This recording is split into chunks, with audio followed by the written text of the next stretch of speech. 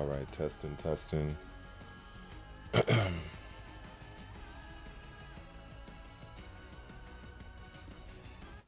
should see everything is straight over here. Let me check my Twitch. I think my Twitch is fine. Hopefully I can sort out the situation on Twitch pretty soon. Let me see. Because this is probably going to be a while. Because I definitely got quite a bit to say.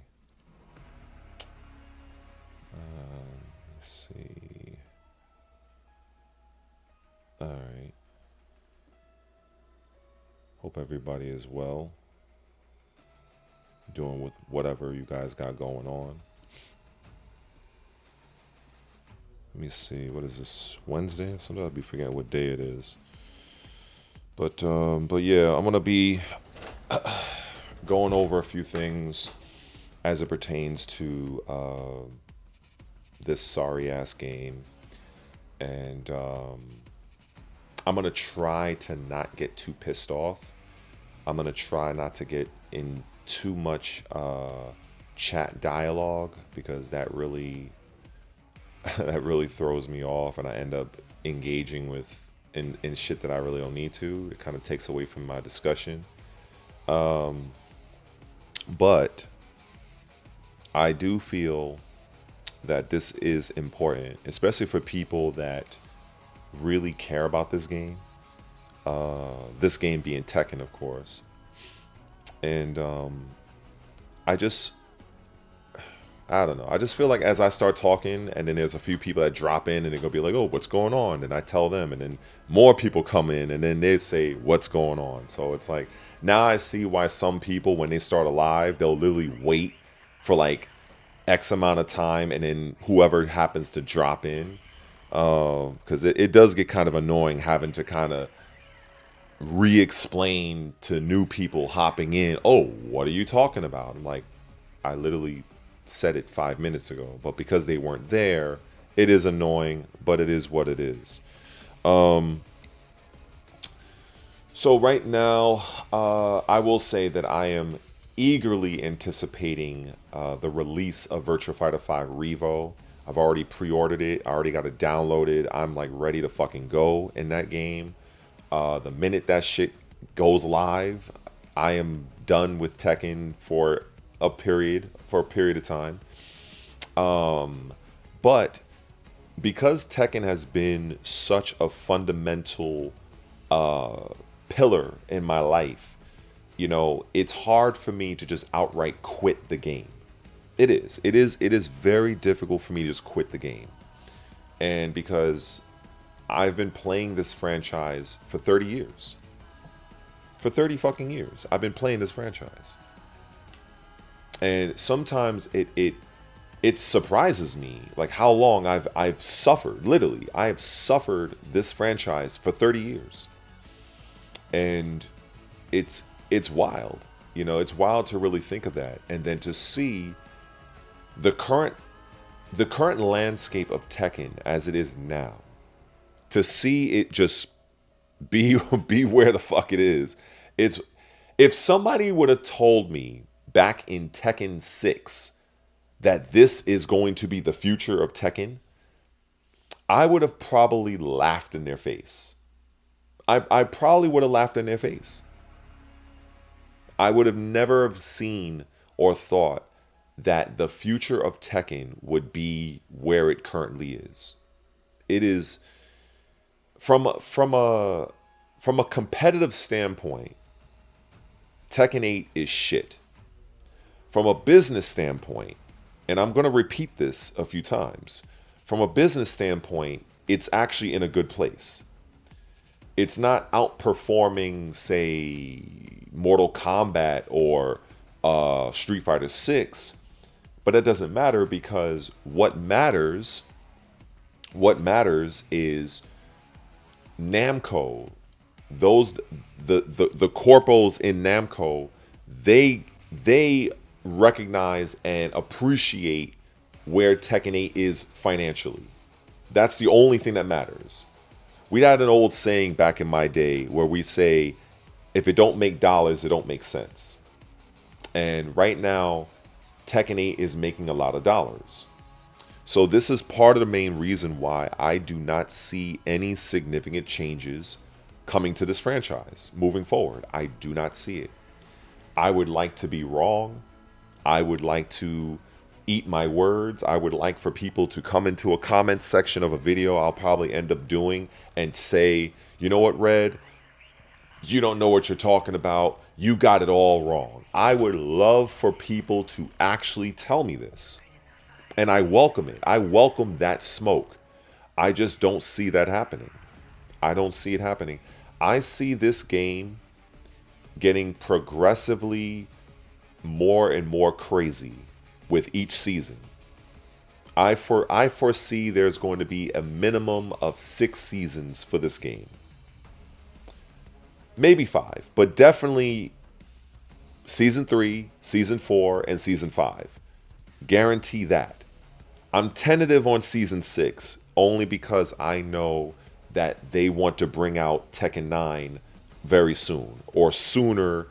Like the time between Tekken 7 to Tekken 8, that time is going to be shorter from Tekken 8 to Tekken 9. So that is a fact. So I don't see Tekken 8 going beyond 6 seasons. That much I can stand by. I will die on that hill. I don't see this game going past 6 seasons. But I do see additional guest characters that are going to break this game. Guest characters. I joke and say they might as well put Goku in this game. I mean, if you think about it, I mean, Goku is under the Namco umbrella.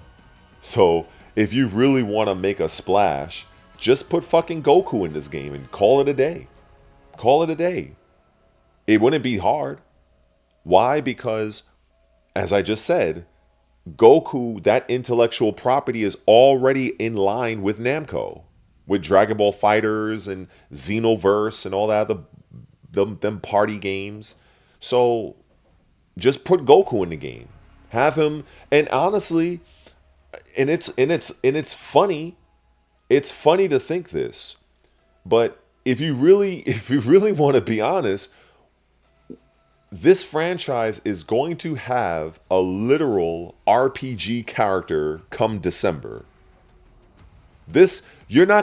Nobody's going to convince me otherwise that this character, Miari, is anything but a role-playing game character. Nobody's going to, you're not going to beat me over the head with that. Like, the bitch is a role-playing game character. She should have been passed on to the Tales of franchise. Like, they have Tales of Symphonia, Tales of Arise. They should have pushed that character over into that direction. That's what they should have done. So, because they're willing to and have the nerve to put a character like Miari in Tekken 8, you might as well go full retard and just put Goku in the game and as season 4, season 3. You might as well. You won't have to do much back and forth negotiations like they did with Negan for Walking Dead. You won't have to talk with the Walking Dead people. You won't have to talk with the Final Fantasy people. Dragon Ball already has relations with Namco. So they might as well just put them in. Why not? Because if and when that happens, I am going to laugh my collective ass off. Truly. I'm going to laugh my collective ass off because the developers of Tekken 8, it's clear to me that they don't listen to the fan base. I have heard a large outcry to have Tifa from Final Fantasy brought in to Tekken 8.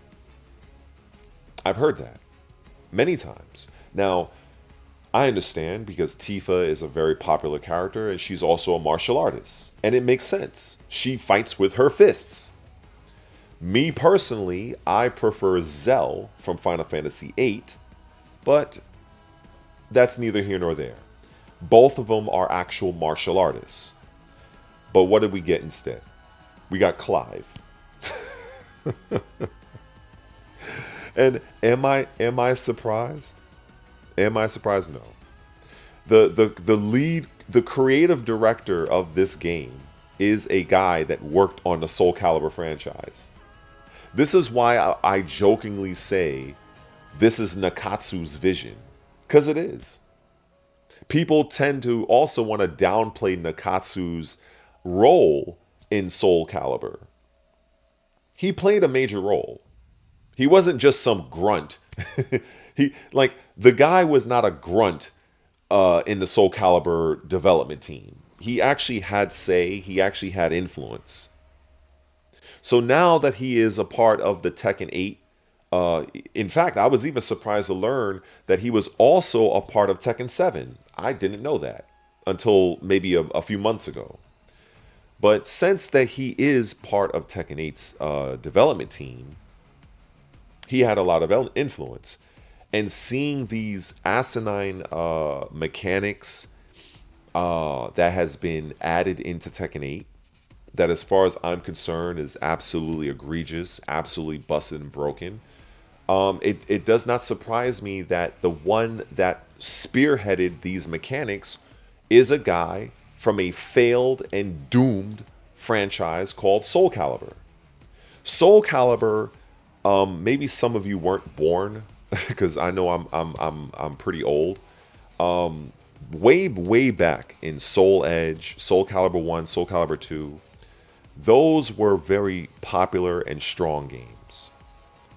At some point in time, they fucked up with the formula with Soul Calibur 3, and they just been completely screwing it up ever since.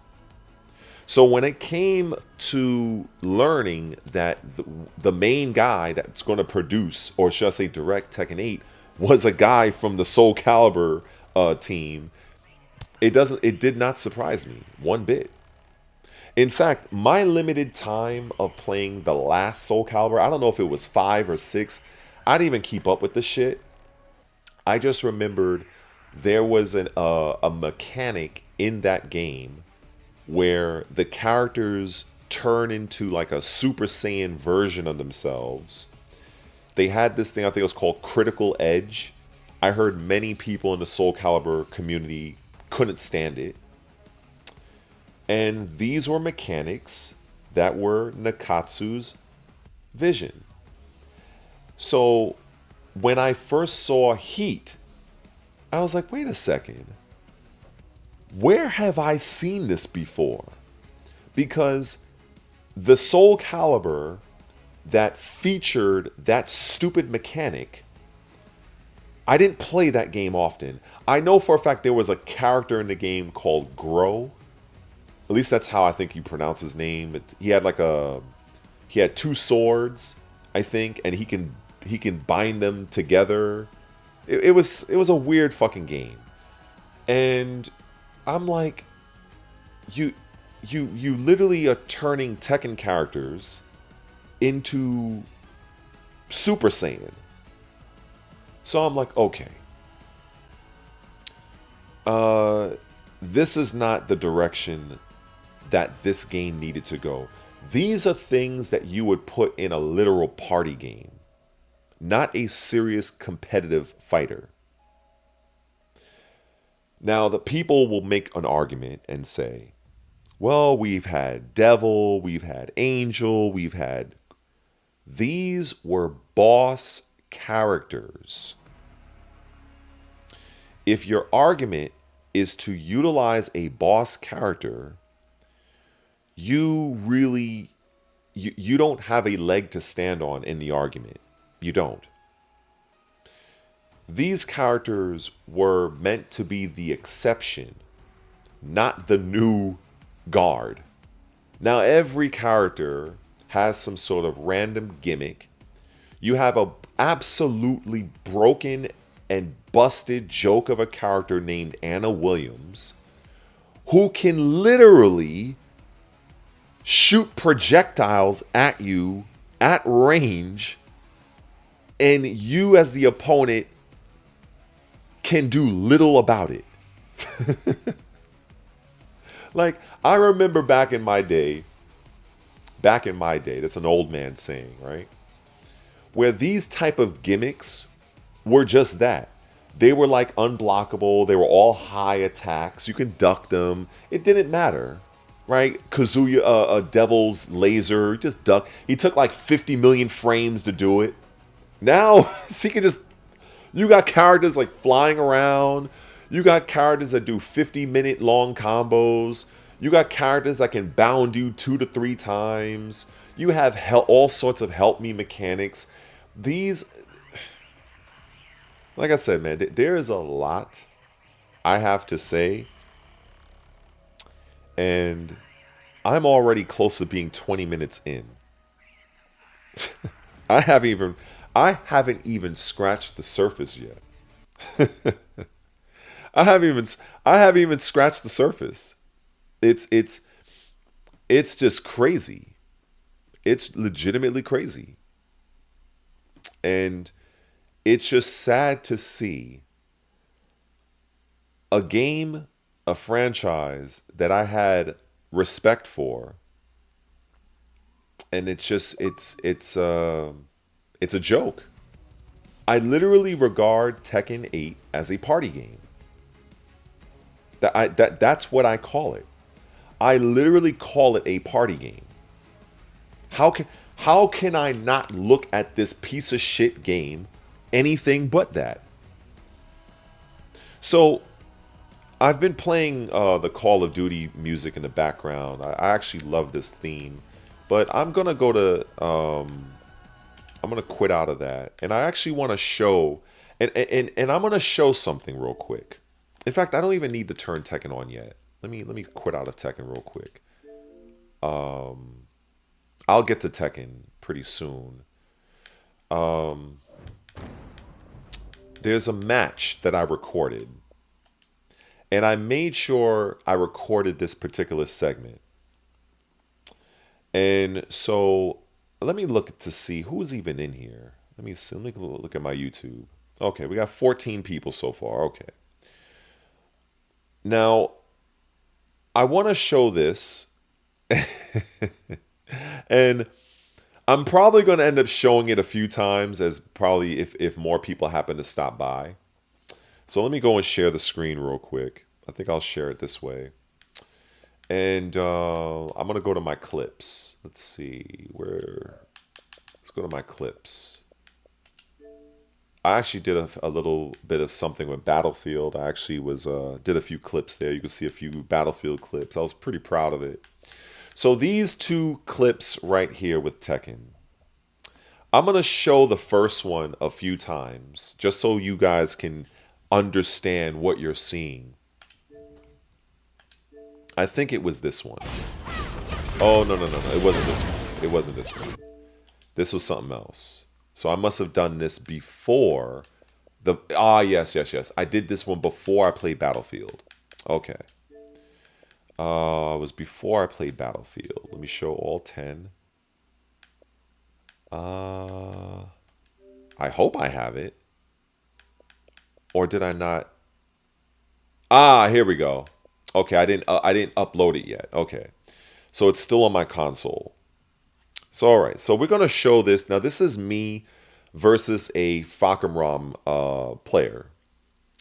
And you're going to see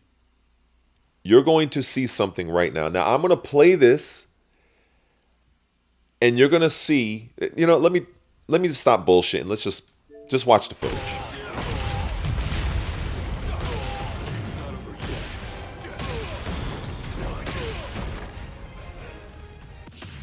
And we have Tekken 8. So I want to show this again. Now, mind you, I was getting very annoyed in this match. But the ultimate thing is I'm gonna show it again. So I'm making my comeback. Now, this guy is essentially done. Okay? He's basically done. But he goes and just randomly just throws out a Rage Art. There was nothing that I could have done here. There was no counterplay. There was nothing. There's nothing. So later on, we get into a similar situation. Now I'm going to show you what I do next. This is later on. It might have been the same match, but I'm going to show. Now, what I want you to pay attention to, I want to start this over. I want you to pay attention to this. Now I showed the first clip. Knowing what happened prior, it's very important for you guys to understand this. Knowing what happened prior, watch how I handle this scrub in this part. You're going to see this guy have next to no health, but you're going to see me play literally scared, even though I have 70% of my health, but I'm playing afraid because I don't know if he's going to Rage Art me or not. I want to play this, and I want to see if you guys are smart enough to see how I changed my style.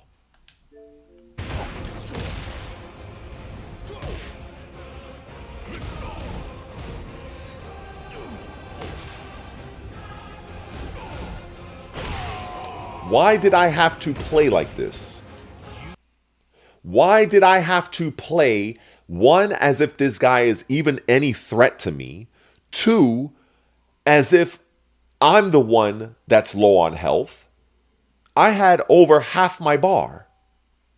But in this game, I was forced to play this way. If this was any other Tekken, in this situation, we're going to play it again. I would have just ran up and mauled this guy. I would have got him out of there. But because of a Rage Art that I don't know if he's just going to Hail Mary his way out, I have to play tentative like this. I have to play like that. Because there's no true counterplay to it. To all of the shills and the defenders of this piece of shit game that will say, oh, well, you gotta stop getting hit by Rage Arts. You gotta stop pressing buttons. To those dumb fucks, I say this. The very developers of this game that you guys love, the whole premise, the whole theme of this game is built on aggression. Let me say that again with a close-up. The very premise of this game, the theme of this game is aggression. Ruthless, John Cena-like aggression. So much so that many other players way back in Season 1, and I do remember, Arslan Ash did not like the aggressive style of Tekken 8 at first. They did not. That is a fact. They have tweets out there of them bitching and complaining about how they don't like how this game is built. So if you have a game that is rooted in aggression, why in God's green earth are you rewarding a losing player with a nuclear missile that he or she can throw out with one input that my unborn child could do? Okay? Also, that takes over 50 damage, and also that freezes time and space. So you cannot even bait the move out by using even a 10 frame attack. If you are caught pressing anything, you are going to watch a cutscene. I want people I want people to understand this, because it enrages me. It enrages me to no end. Because it's what you call an oxymoron. You ever heard of that word before? It's an oxymoron. It's like you have, on one end, you're saying yes to one thing, and then on the same end, you're saying no. It doesn't make sense. So this game is based off aggression, but you give the losing player that got his ass beat from one end of the screen to the next, and you're rewarding that guy with a nuclear bomb.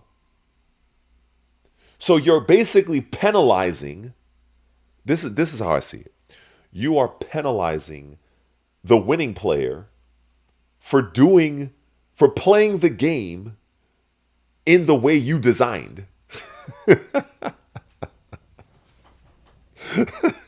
Let me see let me say it again, because this is funny. This is funny. In fact, this is where I would say you guys clip this. So Namco, you are punishing the winning player by playing the game in the way you guys intended, which is being aggressive. So you reward the losing player with a nuclear missile that they can unleash on the winning player, doing the very thing that you themed your game after, which is aggression. Like, am I wrong?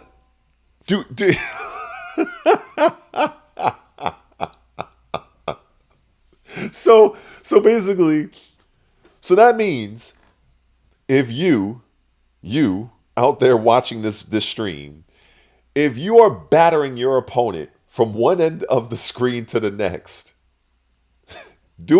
playing the game as intended, now you're about to win, and you have to completely put your controller down and you have to wait and see if your opponent, who is on death's door, who got his ass beat, you have to wait and see if he's going to have a fuck it moment and say, you know what, fuck it, and just go do a YOLO rage art. That is your counterplay as the winning player, to wait and see.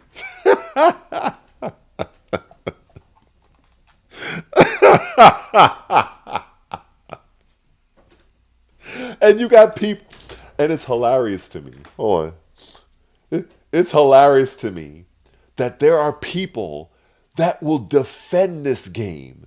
There are people that continue to shill. They shill for this game. This is unreal. This is unreal. There's a term. I don't know if you guys are. There's a term. I don't know if you people are aware of this. It's called Stockholm Syndrome.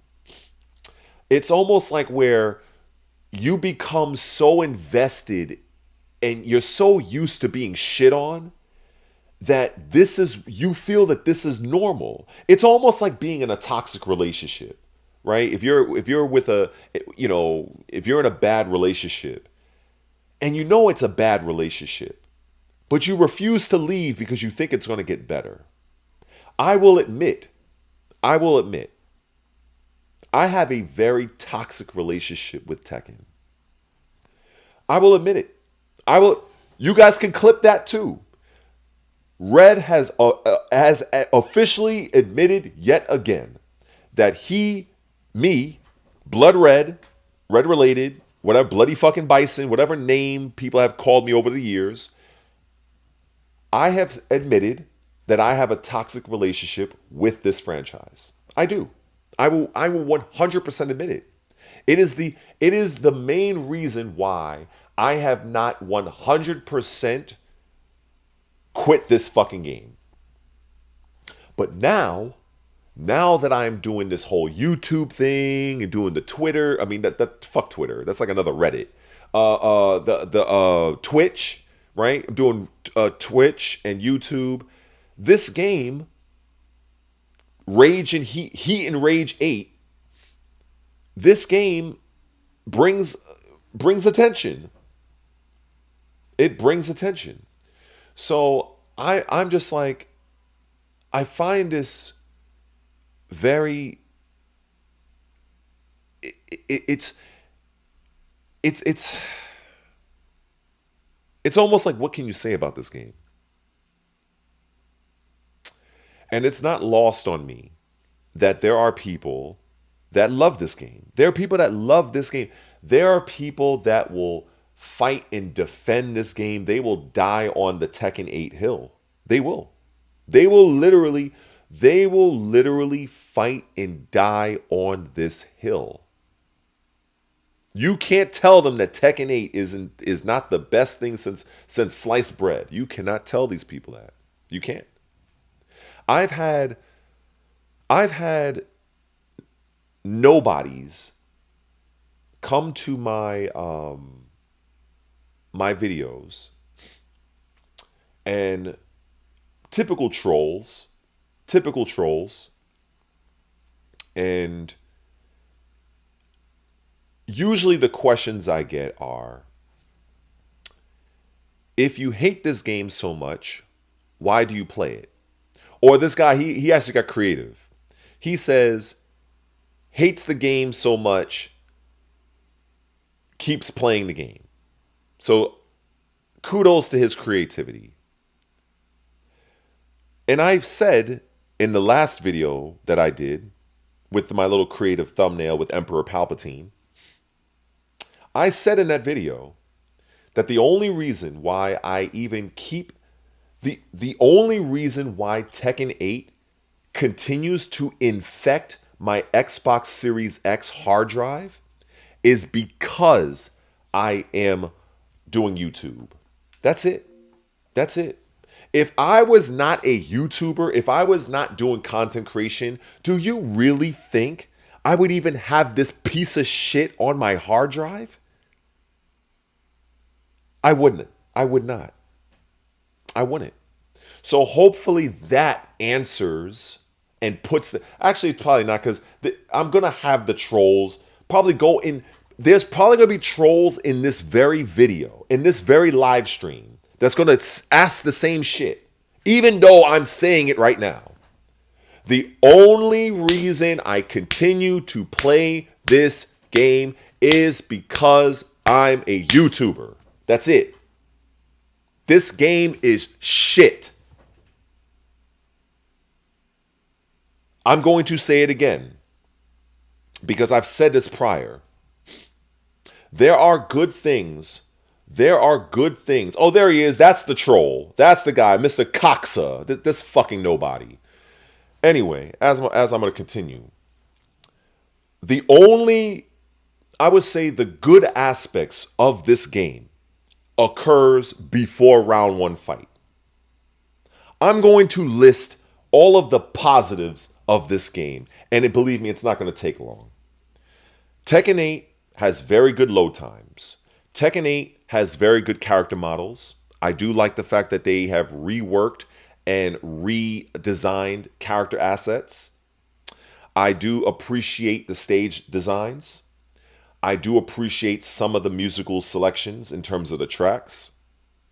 I do appreciate the netcode, because when you're as old as I am, and I have competed in basically every Tekken, starting with 5.0, going not internationally, but domestically. I've competed in Tekken 5.0, Tekken 5 Dark Resurrection, Tekken 6, Tekken Tag 1. Tekken Tag 1 I competed locally, so I don't really count those times. But Tekken 5 is when I started to actually travel. So when I look at all of those games and look at the load times, Tekken 8 fantastic job. I appreciate the choreography from certain characters like Eddie Gordo, even Huarang. They actually brought in actual people. So there are things about Tekken 8 I appreciate from a design standpoint. But mind you, all of this occurs before round 1 fight. After round 1 fight is when the game goes to shit. And most of the time, the people that will defend this game, the people that will shill for this game, the people that have the audacity to go into my comment section and try to tell me, somebody who's played this fucking franchise longer than many people have been alive, try to dictate to me what they think it is versus what I know it is, it's a joke. It's an absolute joke. I literally feel like reaching my hands through the camera and throttling them and be like, you dumb fuck, you are really stupid. That's what I really feel like doing. But unfortunately, I cannot do that. So when I see the trolls, when I see these people who are nobodies in the scene, they were nobodies. They're probably only getting success now in Tekken 8 because it's a stupid fucking game. But if I were to see some of these same trolls in any other Tekken game, they wouldn't get one round off of me. That's a fucking fact. But in this game, people are feeling themselves. They can activate heat whenever. They can activate their bullshit bailout rage arts. They got 50-minute long documentary combos. They can bound you 4 or 5 times in one combo. They got a fucking rage drive that does 50 fucking damage, that gives you a wall splat. They attack you, put you back on the wall, combo number 2, knock you down, free hit on the ground, plus Oki. Get the fuck out of here. You defend that shit? Fuck you. It's like, the fuck? Yo. Bro. Let me put it to you this way. If I were to speak to some of these people that have the nerve to go in my comment section and leave some of the most asinine, pointless comments, if I were to have seen these same people at a live event, man to man, face to face, I would look at them and I would 1000% laugh in their face, and I would tell them to shut the fuck up, and if they have a problem, we can go outside. It's as simple as that. But unfortunately, I can't do that because I'm here and they're there. So it's kind of like I either engage with these no counts, or I just ignore them. Because it's like, I know enough to know, since I've been playing this franchise forever, I have seen the evolution of Tekken 1, 2, 3, 4, 5, Tag 1, Tag 2, 6, 6BR, 7. I've seen the evolution. I've seen everything. I've experienced everything. I've competed. I've played against some of your favorite fucking content creators. I've played against fucking JDCR, for Christ's sakes, and got rounds off of him in tournament during a time where he was running shit with fucking suck-ass lay. But we don't talk about that. We don't talk about that. I know basically every single known player that competed in my era, that most of which are now content creators. So it's just funny to me that when people they have this hope, they have this it feels good just rant and just really speak the truth. Just relax, be here on the bed and just relax. You guys listen to the old man speak about the trials and tribulations of Tekken.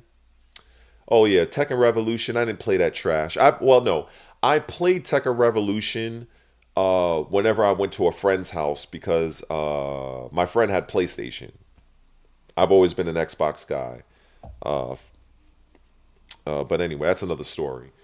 But Tekken Revolution, as I've said before, that game's purpose was to test out two-dimensionally rooted characters and see how they would operate within the Tekken metasphere. This is why you had Eliza. That's why she was created. Eliza was created to be the vanguard of what would be Akuma. That's just the facts. That's just what it is. So they created Eliza to get an idea of how she would work within Tekken before they committed to bringing in Akuma from Street Fighter. That is basically what it was.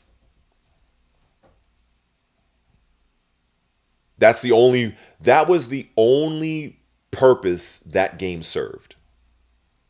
That's it. So now let me see. I'm curious. Who's here? Oh, okay. We have 30-something people here. Anyway, now that I have a bit of more of an audience here, now I can kind of get to the main points because I didn't want to repeat myself unnecessarily.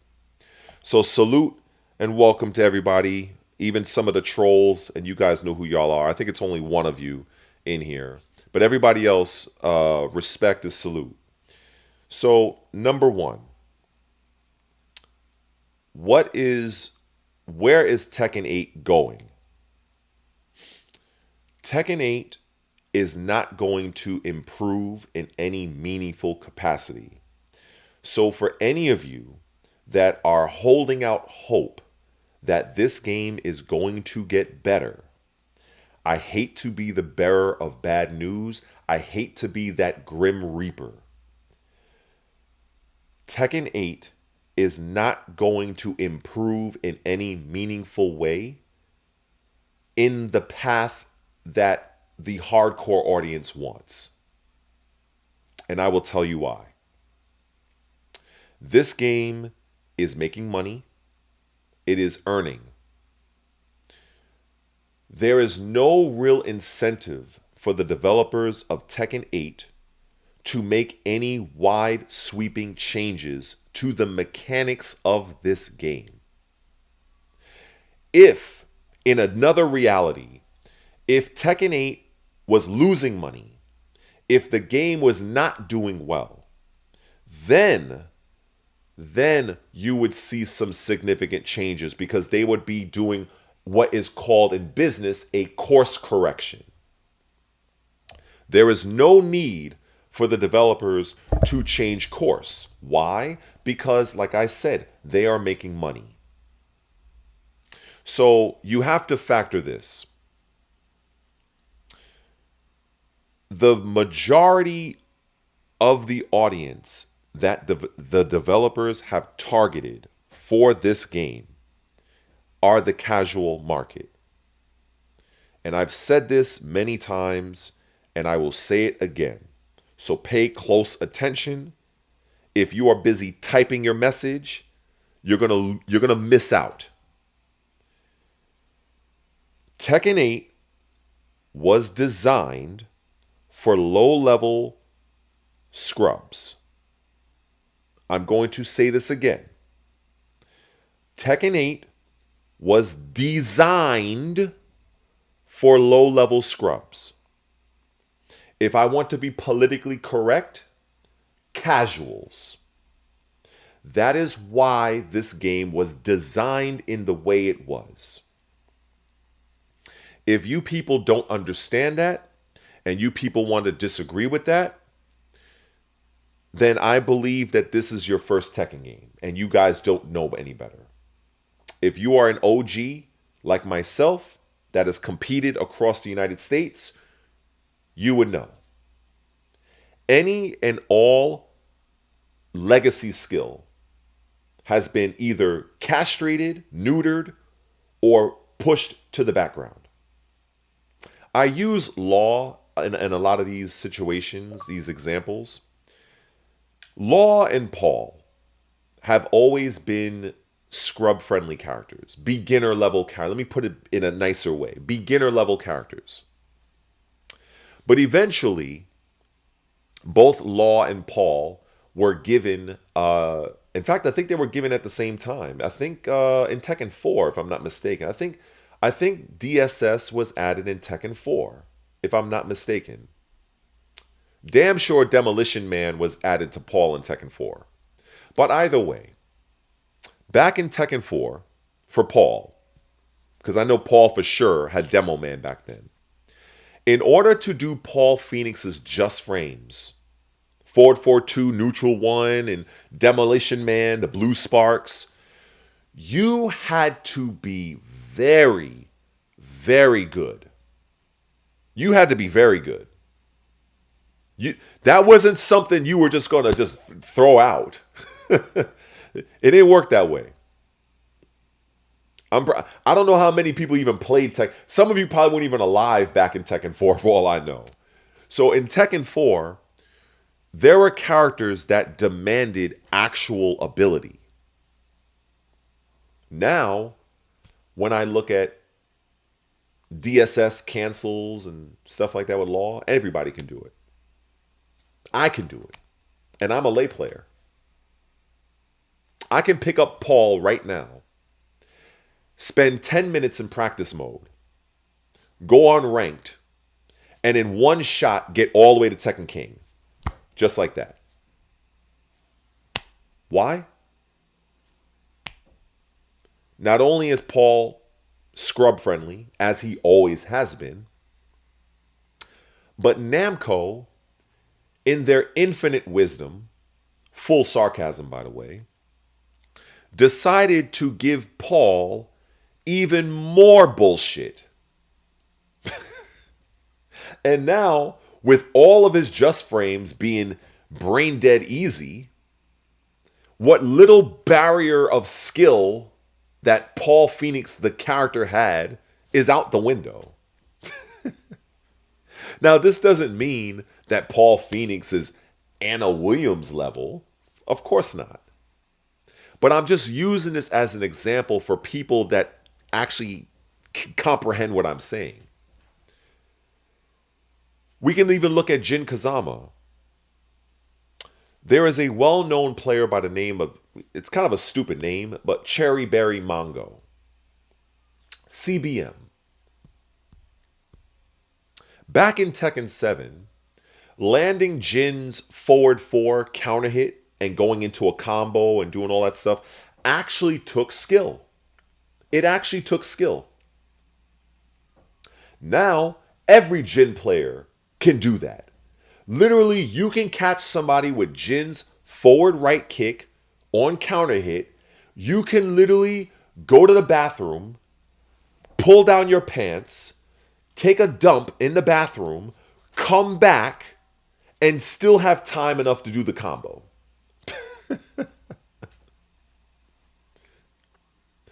So the point is that the very design of this game is to appeal to the casual, to the low-level scrub.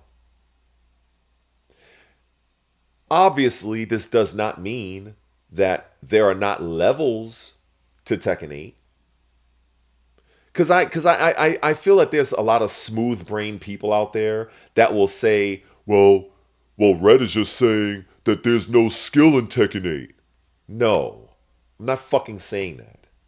What I am trying to say is that the barrier to entry to get good with a character that once required actual labbing, actual time invested, that is out the window.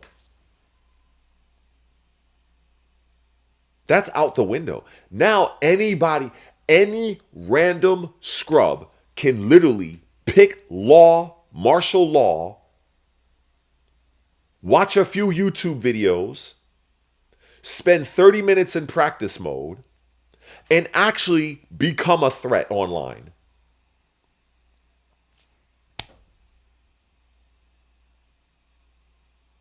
You would not be able to do that in prior Tekkens. Because the level required to become an elite level law player, there was a barrier there. There's nothing stopping anybody from picking whoever they want. But for you to get to that next level of mastery, you have to invest, you have to pay your dues. In Tekken 8, there are no dues to pay. You can literally pick the character up and go to town. You can literally pick the character up and go to, you know something?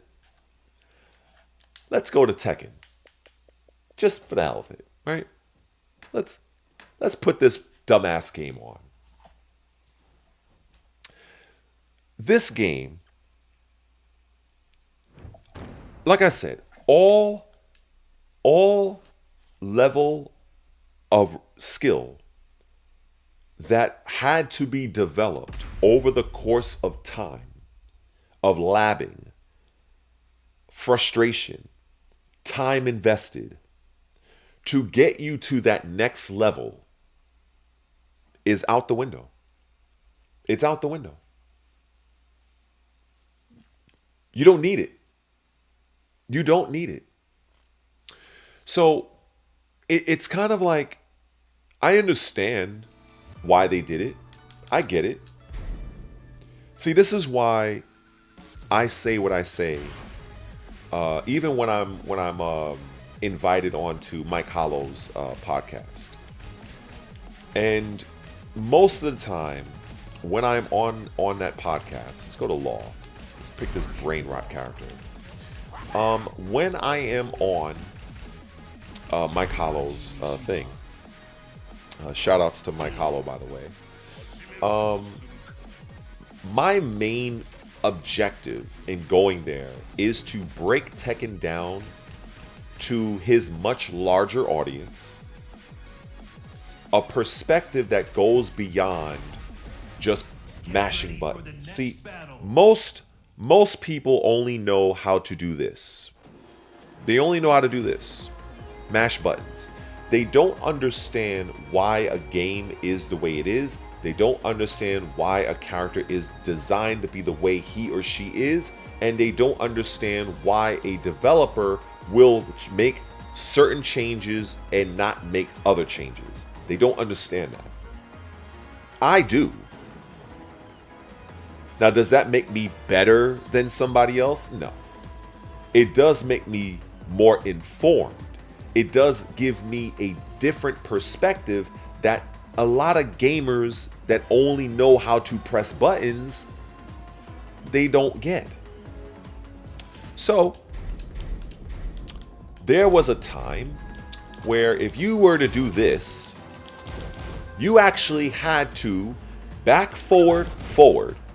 You had to actually do this. Now, it's like, you don't need to do any of this. You don't need to do any of this. None. It's like everybody can do this. There is no barrier. Now, it does go without saying where I understand why the developers did this. They did this because going from Tekken 7 to Tekken 8 required a lot of money in terms of cost, development, and things of that nature. In fact, I remember a comment that Murray, everybody loves Michael Murray, right? So, a comment that Murray said, he said, we put a lot of money and money, time, and effort into the campaign, into the story mode. So please go and check it out. The story, as it was not made for people like me. People like me, OGs like myself. They didn't need to go overboard with the story the way they did. The developers made the story that way to further attract the casual audience. That's why if you notice in the story mode, there's little parts where it kind of reminds you of like the Avengers. That's on purpose. You have to understand, a lot of the decisions that goes into making games, they are marketing in nature. They are trying to attract a specific audience. Tekken, being a hardcore fighting game for a long time, with the change to go from Tekken 7 to Tekken 8 and the money that they needed to create the game in the way Tekken 8 is, which is a pretty nice looking game, they had to go above and beyond. This is the reason why you're seeing so much monetization with Tekken 8 now. This is why you're seeing that. I can remember when people were up in arms when the Tekken shop was first brought into Tekken 8. I remember that. I remember those days. Early season 1, I remember people were bitching and complaining. Why is a Tekken shop? I remember this. And I understand why. I get it. Even though I don't agree with it, but I understand it. I understand why they chose to bring in Clive from Final Fantasy 16. I understand why they made him busted and stupid and broken. I understand when it came time to nerfing him and they gave him a slap on the wrist. I understood. I understood why they allowed the cancer that was Jin Kazama to basically pollute the entirety of Season 1 Tekken 8. I understood it. Every other character was getting some form of nerfs except Jin Kazama. I understood why. I get it. Whereas the other players, mostly, and no shade to any of you, but a lot of you are very ignorant when it comes to business and marketing. And ignorant does not mean stupid. Ignorant just means, if you look up the definition of being ignorant, it means a lack of awareness, a lack of information. Many people, they go to the argument of this character needs to be buffed, this character needs to be nerfed. That is the crux of the Tekken community's arguments. That's basically it. And maybe sharing combo videos and shit like that. But when we go deeper and I look at the design of the character, this is a level that not many people can understand. And it goes far beyond Tekken. Even when I deal with these dumb fucks online when it comes to Microsoft and Xbox, I deal with these guys. I have to take a break because I've been hearing people say Xbox is dead for like the last 10, 15 years, and yet it's still here. They don't understand business. They don't get it. They don't understand on that level. If Microsoft wanted to, they just buy fucking Sony. If they fucking really wanted to, they got the money to do it. But this goes back into what I'm saying. People do not understand business. They don't understand marketing. They don't understand how things are designed. They don't. And listening to someone's retort, listening to somebody try to talk to me, I can already pick apart and see you really don't get it. You really don't. You got the combos, you got the frame data down, but you don't get it. You don't get it. There's a reason why Tekken 8 was designed the way it was. If you think back, why do you think I'm gonna give you guys a little some insight here. The way Tekken 8 was originally, where a heat engager was what, plus 17 or some shit like that. It was some insane number. I think it was plus 17. And you had armor attacks that also doubled as heat engagers. You remember that?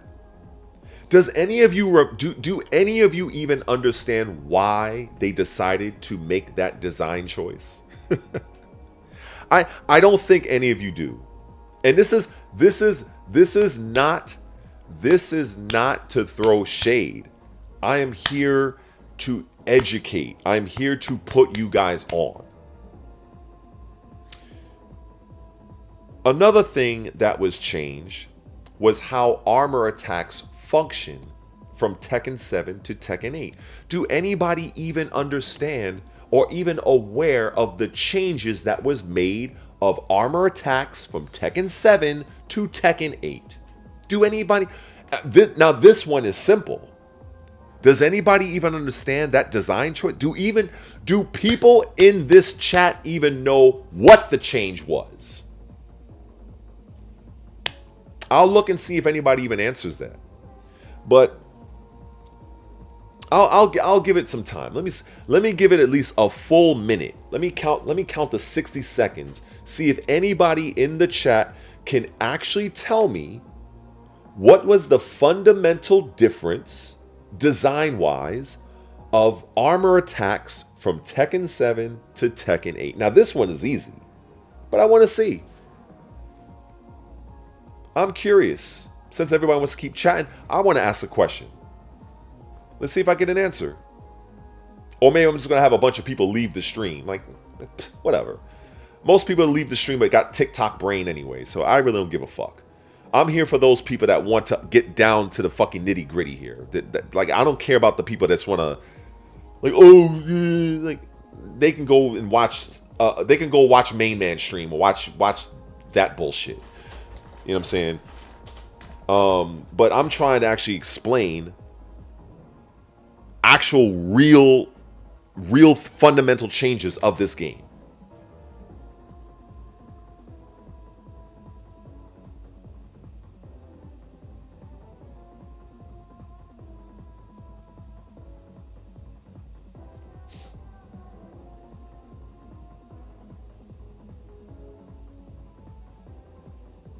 Frame activation, okay.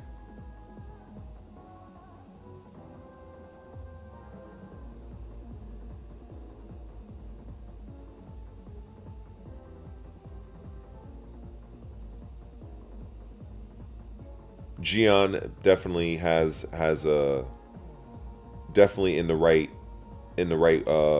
direction. Wildfighter as well. For those that seemingly got it, salute. For the many of you that don't, or probably left because you guys probably have TikTok brain, basically in Tekken 7, if you were to do an armor attack, let me make it easy. Let's say I'm using Lei and I'm fighting Feng Wei.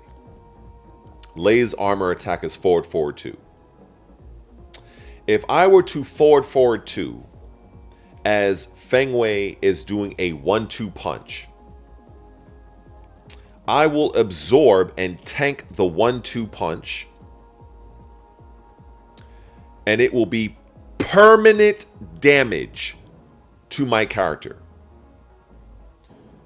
By the time my forward 2 reaches Feng Wei, because he did a 1-2 punch, Feng Wei will recover, he will then block, and the move is still minus. For Lei, it was, I believe it's minus 12. And Feng Wei can punish me on top of the permanent damage I absorbed. So now I'm losing twice. Do you understand?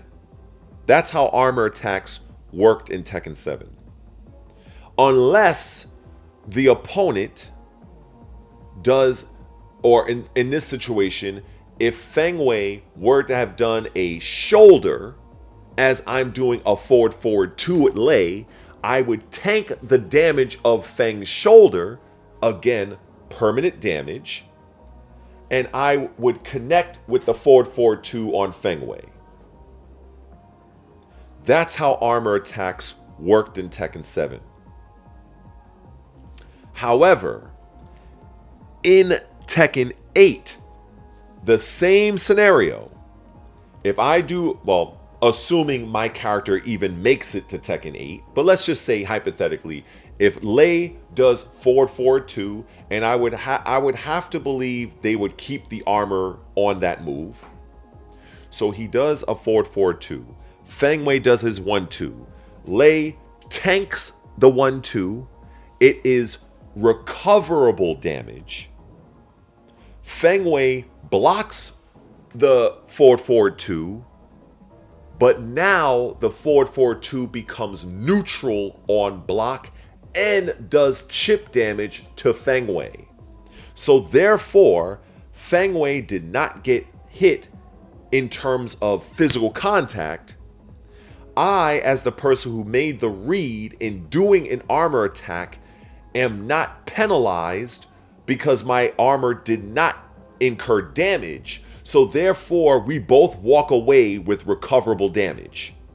And my move that I use as an armor attack went from potentially being unsafe to now it's neutral. It's a big thing to explain, but that is basically how it works. The reason why that was made is because in Tekken 8, people were complaining that sidesteps wasn't effective, movement wasn't effective, yada, yada, yada. Let me be the first to tell you guys, that was by design. What the developers really wanted for Tekken 8, they wanted aggression. They did not want people backdashing and sidestepping. What they wanted was for you, the defensive player, to armor through your opponent's assault. That's why they made the change to armor attacks the way it was.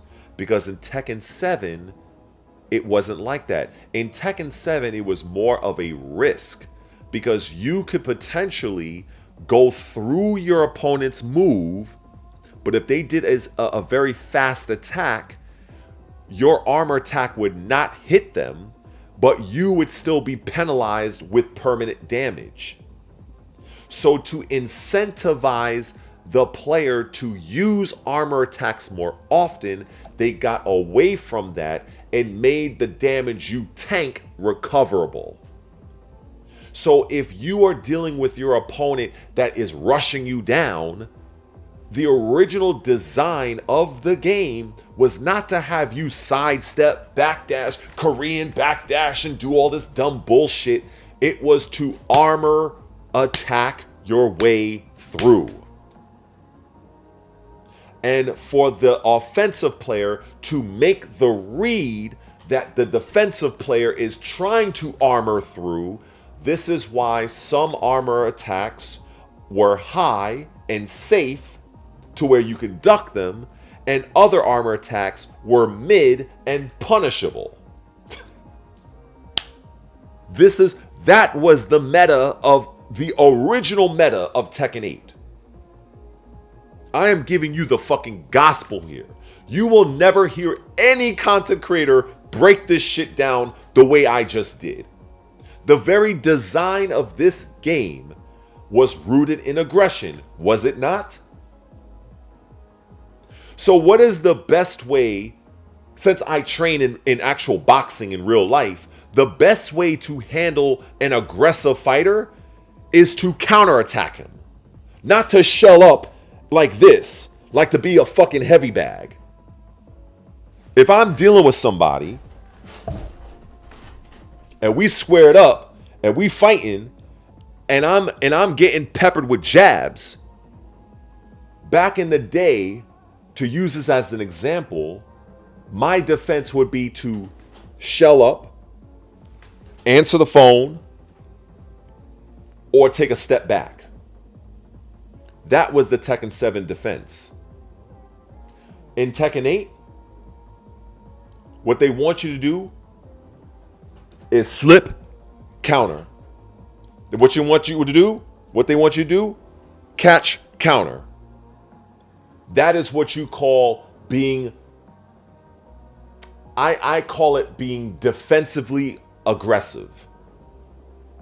It's not enough if punches are being thrown at you and you duck in, bobbing, weaving, going all like this. You're not you're not putting yourself in a position to strike. You're just merely avoiding. Or worse yet, you shell up in a corner and you become a human heavy bag. This is why in Tekken 8, they redesigned the armor attacks to serve the function of being aggressively defensive. That is why. That was the whole point. This is why when you get a heat engager, you are like plus 17 million. It was to reward the defending player in doing an armor attack and blowing through your offense, not trying to evade your offense. We're going through it. And then in rewarding that player, that's why you had the heat engager attached to the armor attack. That's why. That is why that was made. That is why that decision was made. It's obvious to me. Because I knew right from the beginning, I was like, wait a second. Like, I didn't notice it at first, but I was like, wait a minute. I'm not losing permanent damage when I tank a move doing an armor attack. And then I started to notice an armor attack I would do, like I remember before I would use Feng Wei. And I know his forward 1+2, his armor attack, I believe is minus 14. So I'm like, but how is Feng Wei safe? And that's why I pieced it together and I was like, oh, so if you're Feng and you do an armor attack, even if you tank through a jab, that armor attack is safe. It's neutral. And on top of that, the opponent, although he does not get hit by the armor attack, he too takes recoverable health. That's when I realized in season 1, that is how the developers wanted Tekken 8 to be played. But because the Tekken community bitched and complained, said, oh, sidesteps aren't, we want better sidesteps. The movement sucks in Tekken 8. Because it was designed to be that way. The design of Tekken 8 was not to have you roam around and backdash like it's Tekken Tag 1. It was designed for you to go forward, both offensively and defensively via an armor attack to tank through your opponent's aggression. And you are thereby rewarded with going through the attack and a heat engager. But because there was so much of backlash, they removed or uncoupled the heat engager from armor attacks and buffed the sidesteps. That's what it was. That is how Tekken 8 was ideally designed to be played. That's it.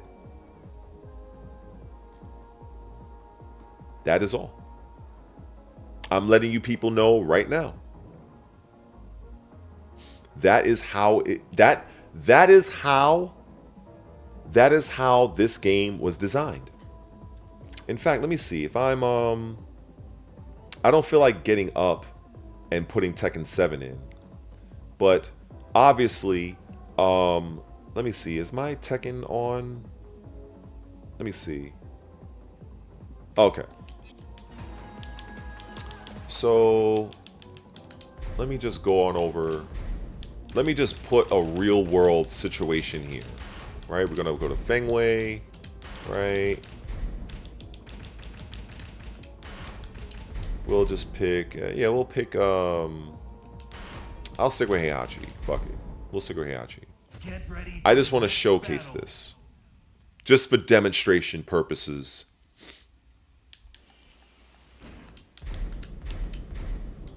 We'll give him a 1-2. There we go. I'll give him a while sitting as well. I might do something right with this. Okay, we got that.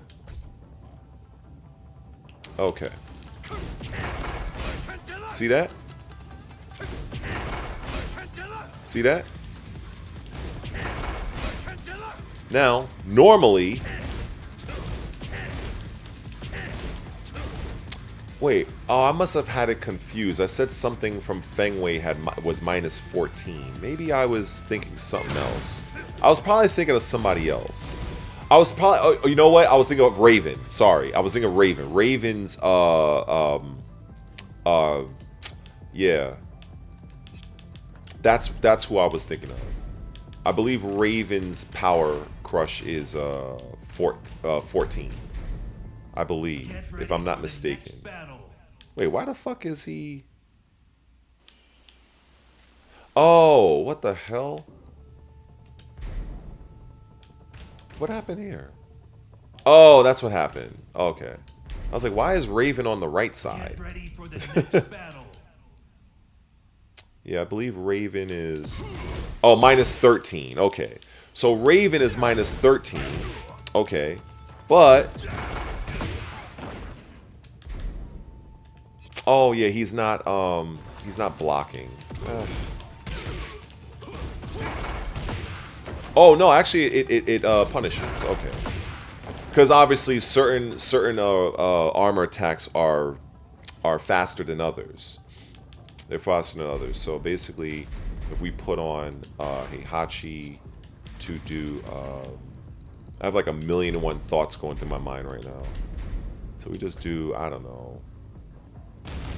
Do standing one, down forward one.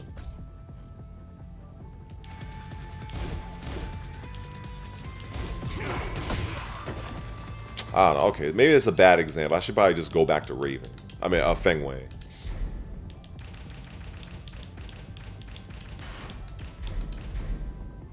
Get ready for the next battle.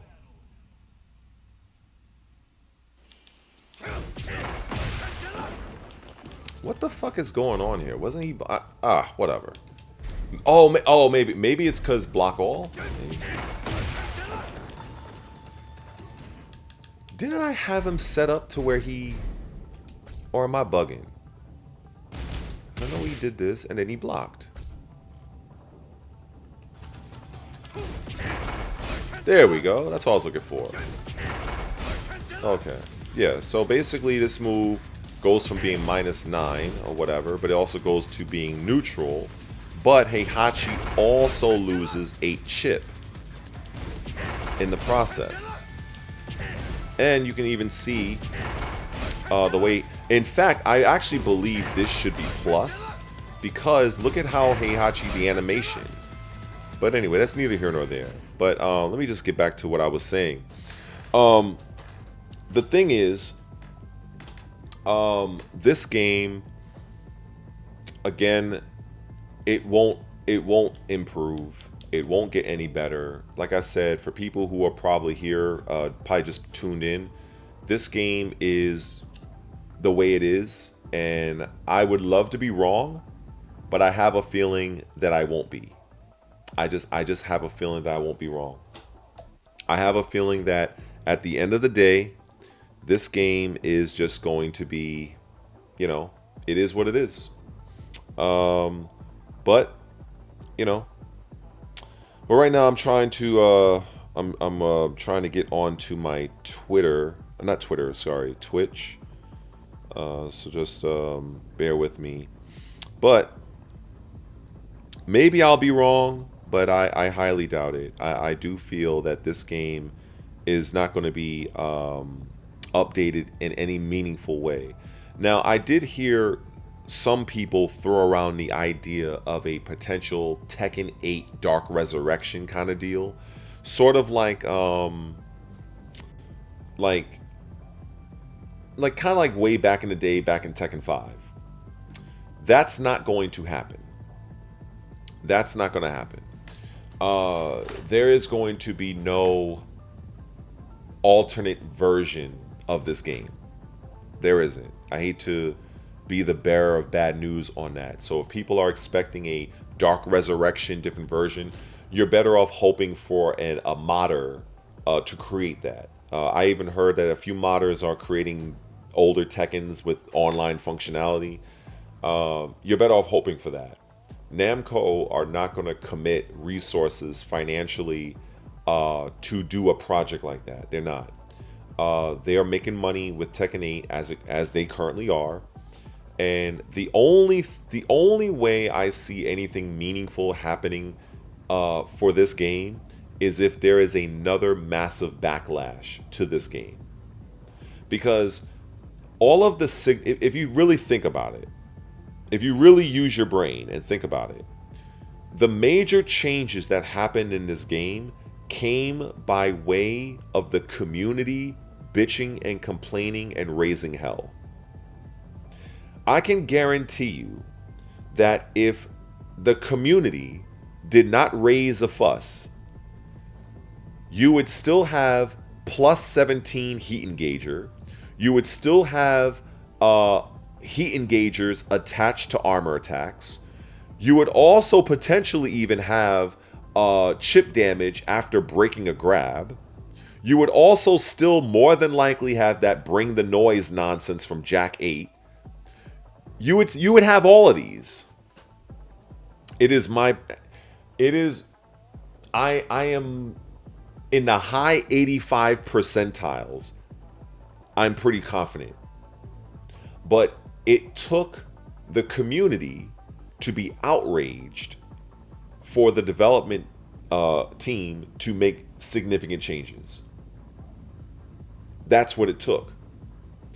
And unless the community, those that actually care about this game, unless you guys really band together on some Avengers type shit and raise hell, do not expect anything significant for season 3. Just don't even, if you are holding out hope for season 3 changes that are meaningful, they're going to be changes. They're going to make slight alterations from season to season. They're going to do that. I'm talking about meaningful changes. See, that's the key word, meaningful. It's not going to happen unless the community raises hell. You know, if I was doing a video on this, I probably would have ended the video right there. But unfortunately, there are too many players that they don't see things the way I do. And they just mash buttons. So this is why I don't expect anything to really change, because the majority of players, they're too focused on the nerfs and the buffs and not really looking at how the game is designed and why it is the way it is, and why, again, more than likely it's going to stay this way.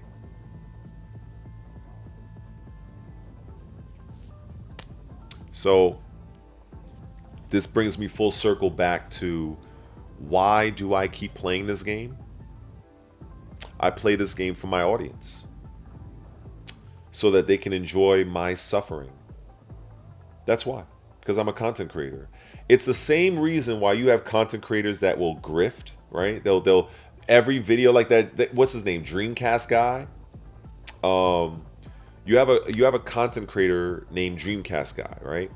He has a very large YouTube following, and I would say the majority of the videos I have seen in my time, like as I'm going through my my timeline or whatever you call it, when one of his videos pops up, it's always him talking about how Xbox is dead.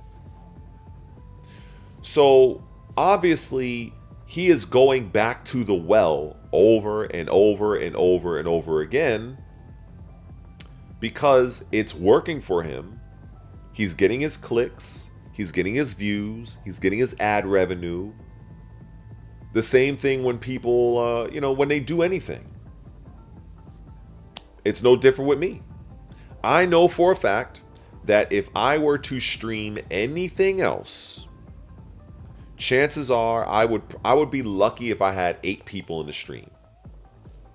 And it's a fact. It is what it is. At least for now.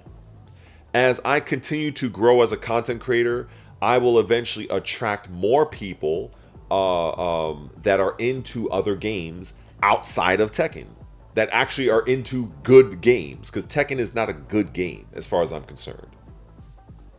It's serviceable, I'll give it that. But let's just say if I want to play a good game, it would not be Tekken. I play Tekken literally to see if I can rope in some new subscribers and hope and keep my fucking fingers crossed that some of those new subscribers actually enjoy other games that I may actually play. That's the whole hope. Because I learned, I actually thought of this, and I said to myself, and I'm talking to myself, right? I said to myself, self, why are you playing this fucking game? You're 45 years old. You lost most of your fucking hair, so you have to cut your shit off, basically, right? Middle-aged status, stress, and living in New York. You might suffer a fucking stroke. Maybe that one day in the future, I'll get hit by a rage art, and I'll be so frustrated and pissed off that I will literally have a stroke on live stream. Literally. So I had to really ask myself, why am I continuing to literally suffer and play this broken game? But then it hit me. I was streaming, and literally, I couldn't believe this. I had over 80 people in my live stream. I've never had that. Never. And that's when it clicked. And that's when I said to myself, you know what, Red? You need to start applying the Pareto principle to your YouTube channel. And for those that are unaware, the Pareto principle is a business / more of a marketing term. Basically states a company are doubling and tripling down on what is working. There's a more fanciful corporate definition, but in layman's terms, it's just whoring out what works. That's the Pareto principle. You can look it up if you guys want to learn something else and go more insight into it. And it is this same Pareto principle that I try pointlessly to put people on in that website that is basically Reddit's Twitter, right? Because Twitter to me looks like to be another Reddit, from what I can see. So all of the Xbox doomers, for instance, that keep saying Xbox is this, Xbox is doomed, I'm like, I try to tell these people, you are aware that Microsoft is a $4 trillion company. You are aware that if they really wanted to, they can literally go and buy both Nintendo and Sony put together. You are aware that Microsoft trades at damn near $500 per share. And Nintendo and Sony can barely scratch to $30 a share. Like, they are not even in the same stratosphere. But these are the same dumb fucks that will say Xbox is this, And so it literally makes me want to literally ram my head through an adamantium wall. Because I realize that what Microsoft is doing is applying the Pareto principle in doubling down on cloud and AI technologies. Why? Because it is making them fucking billions of dollars. This is why you see content creators, they will resort to woke videos, they will resort to grifting. This is why, because their audience keeps showing up. So that's when I thought, and I was like, you know something? I really hate Tekken 8, but I can't deny that the vast majority of my subscribers came from fucking Tekken. So does that make me a hypocrite as a content creator? I guess you could. I guess you could say that. Maybe. Perhaps. I will never shill for this game. You will never catch me. You will never catch me even dead saying that Tekken 8 is a great overall experience. I will say that everything before round 1 fight, Tekken 8 is good. After round 1 fight, the game is shit. That is what you could quote me in saying. That is what you can quote me on. So that is the main reason why I keep playing this game, is because it grows the channel. And I hope that the people that do subscribe, I hope that those people, you know, they may like Virtua Fighter. They might like RPGs. They might like beat 'em ups. Something like that. Something like that. That is the hope. Like even right now, you know, even right now, I am working my way through Ninja Gaiden 4 and doing an actual proper playthrough. Kind of like a let's play. I'm trying it out for the first time. And I have intentions on doing it with other games. You know? Because I want to play other games. I want to play JRPGs. What's up, Jules? Sorry I didn't acknowledge you. I want to play RP. I haven't even played Expedition 33 yet. An actual godlike game. I haven't played that. I haven't even finished Oblivion Remake. But I know, is it possible? Now, I have seen other content creators, like this guy named Fightin' Cowboy. And I've seen other content creators that literally I'll go to their live streams and I'm amazed. They would sometimes have hundreds of people watching this guy play a role-playing game. I'm like, I'm mind fucked. I'm like, this exists? People actually watch this shit live? Like they'll literally sit down and watch a guy literally go across the world map, battle little monsters, and I'm like, wow. Black Ops 6 too, yeah, I would love to play. I've never even played through the campaign. So this is really what I want to do. I want to create news. I want to create game updates. But I don't want to abandon Tekken. I don't want to abandon Tekken at all. Because it serves a purpose. It's like leaving a troll in your comment section. They're gonna troll. They're gonna talk their shit and they're gonna spike your algorithm. So I thought I'm just gonna use Tekken 8 as a tool. Because the game is shit, but for some reason, people love watching it. Maybe it's like watching a car. You ever been on the highway and you see how many people will literally slow down? They'll slow down in their car and they're literally watching the car wreck. That's kind of like what it is. It literally is. It truly is. Like, and I gotta tell you, I have had so much fun the last day.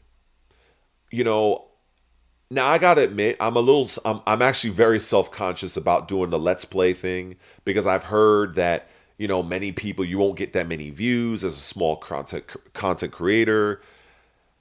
I've heard all sorts of things, and in some things, some games I want to play, people have already done it already. So it's like, would people really tune in to watch me play a fucking a game?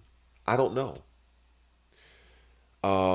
But I won't know unless I try, right? I love my indie games. In fact, I bought one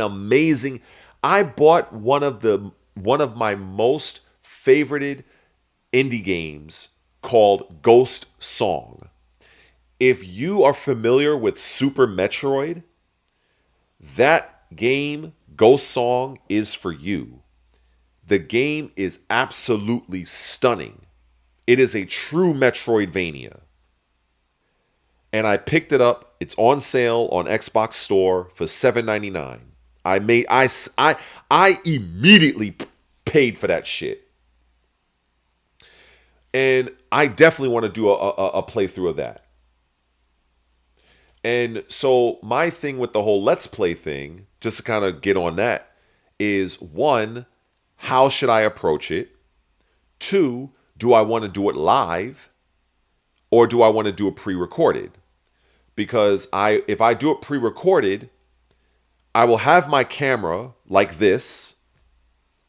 I will have my camera like this, or I'll have my camera like this. Either one. Either 2 or 3. 2 or 3. So I will have that.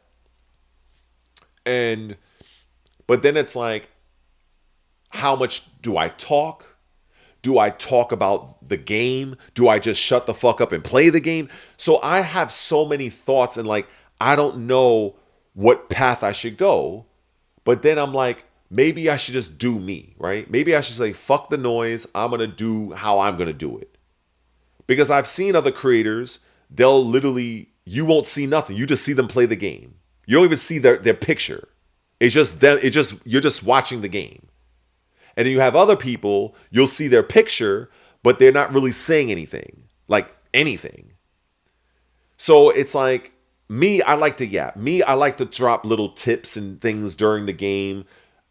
So what I have now, I have 2 chapters done so far in Ninja Gaiden. I haven't published it yet. So I'm looking to get some constructive feedback on that front. But I'm saying all of that to say, because I'm pretty sure like half the people already left this stream because I stopped talking about Tekken, because, that's how it goes. When playing Tekken, it does serve a purpose. Rad Brad, I'm well aware of him. Rad Brad, Fighting Cowboy, he's another guy that's really big in that space. There's a lot, believe me, I've studied these guys. But like when I say I'm literally studying these fucking guys. Like I literally watch a game. I'll watch like the first video, maybe the second. I'll see, okay, I'll look at how high they have the volume. I'll see when they're cutting an episode. I'll see where they have the camera at. I'm literally like in the fucking lab. Now, I should just say, you know what? I'm just going to do me. It's my channel. But at the same time, it doesn't hurt to see, what other people are doing and see if it resonates with me. So that's what I want to do. But when I look at somebody like Main Man Sui, a great content creator as far as I'm concerned when it comes to Tekken, I'm like, okay, he'll do a whole bunch of he'll do like a ranked kind of thing. I'm going to go get a rank with this character. I'm going to get a rank with this character. And he'll be on this game for hours. Hours. And I'm like, I can do that. Because I can play other characters. I don't have to just stick with Raven. I can literally play Fengwei. I can play Steve. I can play Nina. I can play all these other characters. So while I don't like Tekken, I do feel for my channel, it does serve a purpose. And I appreciate that, Jules. I appreciate that. So, since you're here, Jules, one of the reasons why, in fact, I'm curious. Let me see how many people is in this chat. I bet it's like 10 right now. Oh, it's 40. Well, get the fuck out of here. You guys must be bored tonight. So, the thing that the reason why I wanted to do Ninja Gaiden offline is because, you see, I'm gonna be honest with you guys. And I don't mean to bullshit nobody. I understand not everybody that's in the chat are subscribed to the channel, but to my subscribers, and you guys know who y'all are, I don't want to be in a situation where you guys are asking me something and trying to get into a conversation and I'm not acknowledging the chat, because I don't want it to take away from my focus of playing the game, because then my gameplay is going to suffer. So the thing that I wanted to direct with Jules, because she's one of the subscribers that actually want me to do other content, and I love that, as well as another guy named Alvin and a couple other people as well, is I thought about it and I said, well, even if I go live and I play a game and I play whatever, let's say I play Ninja Gaiden, or maybe I'll have some extra money. I'll even buy that Digimon game because I actually enjoyed it. They actually put me on. They actually had me play the damn demo for 4 hours. I was completely blown away. I don't know anything about Digimon, but I gotta admit I did enjoy the game. So if I were to play that game and go live, let's say if someone like Jules or Random Korean or Retro or whoever, these people did not catch the live. Well, that means they're going to catch it offline as a video anyway. So for me, I thought about it. I was like, well, it would be better off for me to start this off and just play Ninja Gaiden 4 offline and just test the waters. Let me see if people actually like my style before I go too far in. And let me just kind of see how this goes. I got to make sure my audio levels are good. If my microphone's too high, too low, if the game audio's too high or too low. So there's a lot of things I got to work on. If I'm getting killed by a boss, like for instance, if anybody played Ninja Gaiden 4, the chapter 1 boss, I actually died 4 times before I ended up beating him. But in the video that I'm soon to upload, I cut that out, but I did make a comment at the top of the screen said, full disclosure, I lost to this guy 4 times. So it's like, cause I don't know. So there's a lot of things that I'm not sure about. So, but yeah, so definitely, this is the direction I want to go, because I don't want to just keep ranting and making rant videos. Believe me, I'm a master. I know I'm godlike when it comes to this ranting shit. Believe me, I know I have literally thousands of views of people tuning in just to hear me rant about Tekken 8, of how trash the game is, and how bullshit the game is. That's low-hanging fruit for me. That's low-hanging fruit. I want to see, can I do anything else? I know I can, but it's a matter of, are people going to show up? That's the thing. You know what I'm saying? And it's annoying when I put forth the effort and it's like it's like, I don't know, maybe they didn't get the notification. That's another thing. People got to ring that notification bell.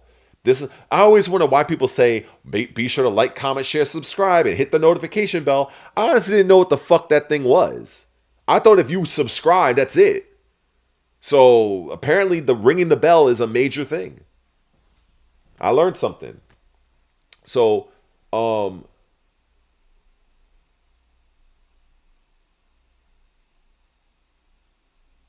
I appreciate that, Doc. Believe me. You know what, yo, Doc? In fact, I have a post where I'm talking about that very thing. It's one of my community posts, which I don't even think many people even went to. But those that did, I appreciate it. Believe me, that sort of thing, those comments I need in that post. But it's good. It's good here. I can always look at the chat like after I'm done. I can go through that. But yeah, you know, I don't want to be. And I said this. I don't want to be the American main man. And that's not a knock on main man because he's an amazing content creator. But I just cannot see myself playing Tekken 8 to 10 hours a fucking day. Now maybe he loves it. But I'm pretty sure he's getting paid a pretty penny. The man has like 200 something thousand subscribers. I'm pretty sure he's getting paid pretty good playing that game. I'm pretty sure. I don't know the man's financials, none of my business, but I'm pretty sure he's doing far better than I am. Pretty sure.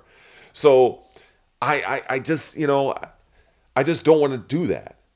Now maybe if Lei, my main character comes, I will definitely put forth content on how to use Lei, going through ranked, because then this is a character I like. The game will still be trash, but at least it gives me a bit of an adrenaline, like, oh, I finally have Lei in the game. Until that wears off. You know?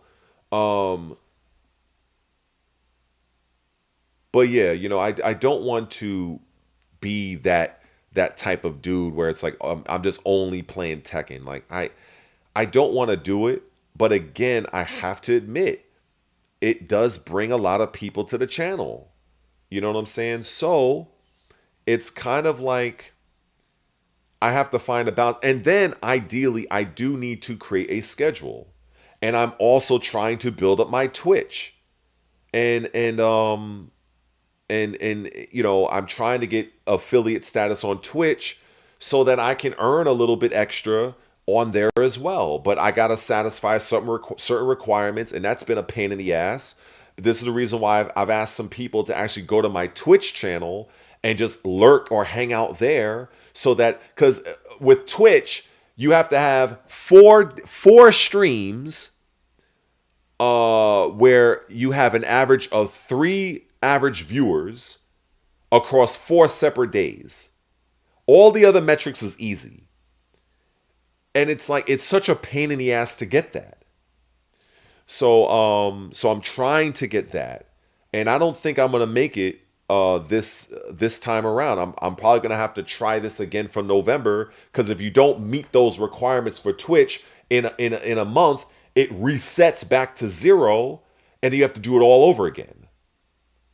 You know, so that's annoying, because I need to get on Twitch because that is a very popular platform.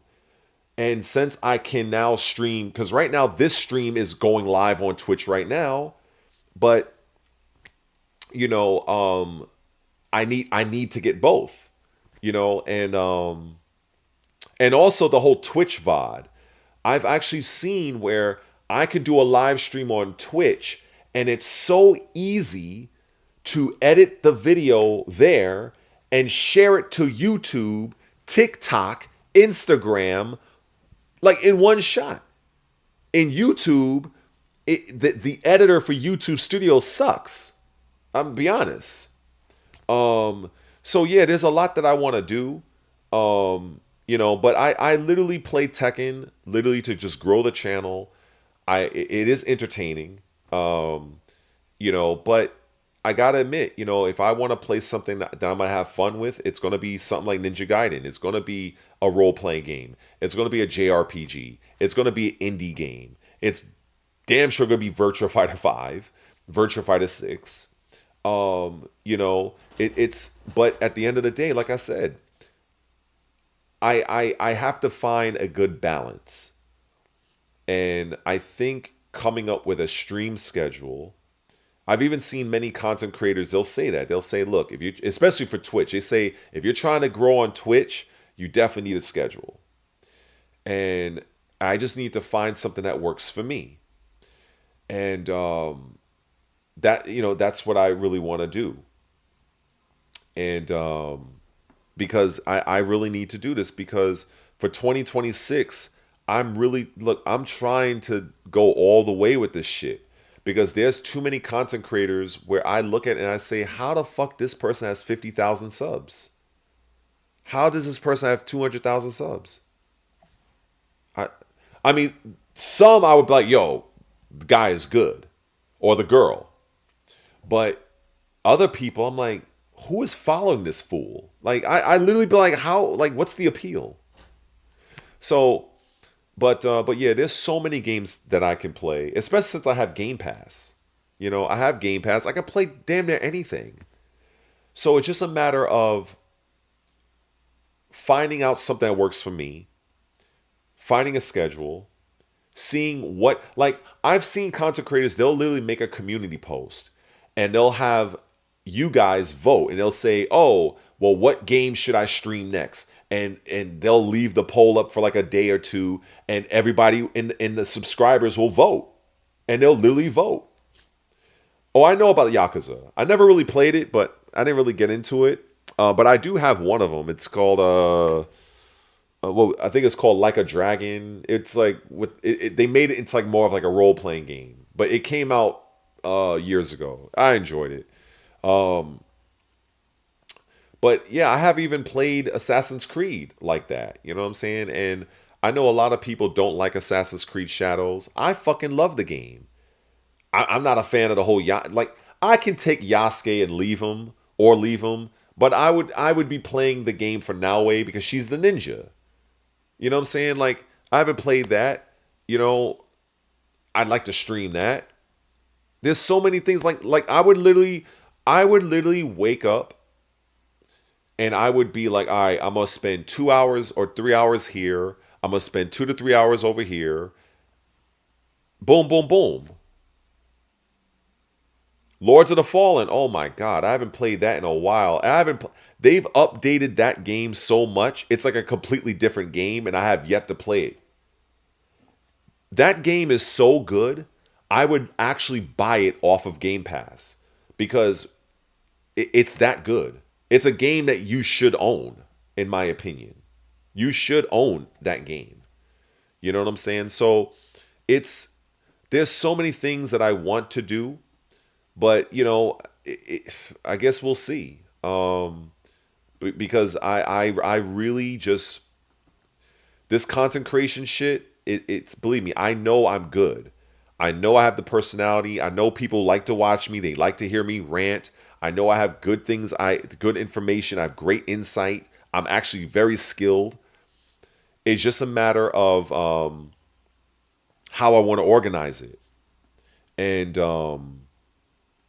so yeah, to all those people that might be tuning in, I literally play Tekken just to grow the channel because I just don't like where Tekken is, and I just use it as a tool.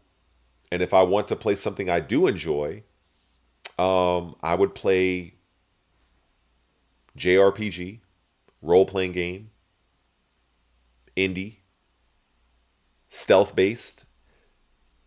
My favorite genres of games, fighting games are not in it.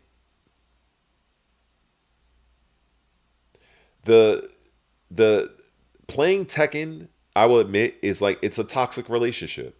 And I've said this earlier in the stream, and to those who probably didn't catch it the first time. Like, it's like, it's a game that the mechanics are just so busted. And this is why I tell people, if you're really holding out hope that Tekken 8 can be recovered, don't waste your time. You know, it would literally take the Tekken 8 community to create such hell in the community that the developers have to look and say, okay, we effed up. We have to do X, Y, and Z. I just don't see that happening unless the community rises up. So basically, I have a love of Souls-like games. I have a love of, when we're talking about Sekiro, let's just say I bought that game at launch. I was following the development of that game from the very beginning, from when it was rumored to be a Tenchu title. And then when it came out and it was Sekiro, I was a little disappointed until after I saw the initial trailer. I bought the game at launch because it came out, I believe, 2018 or 2019. It was Game of the Year 2019. And the game is phenomenal. It's still godlike. It's tough as nails, though. And I've never beaten the game. I've gotten far. I got back to the guy that lops your arm off at the beginning of the game. I got up to him. I got to his second form. I got bodied and then went on to something else. I might have, you know what? I might have been playing. I don't know if Cyberpunk, because I know I was playing Cyberpunk. So I don't know if Cyberpunk came out in 2019 or 2020, but I was playing something that took my attention from Sekiro. I just don't remember what it was. It could have been a Far Cry game. That's another game I love. I love Far Cry 5, Far Cry 6. They updated Far Cry 4 with like 4K graphics and 60 FPS. I made sure to buy that shit.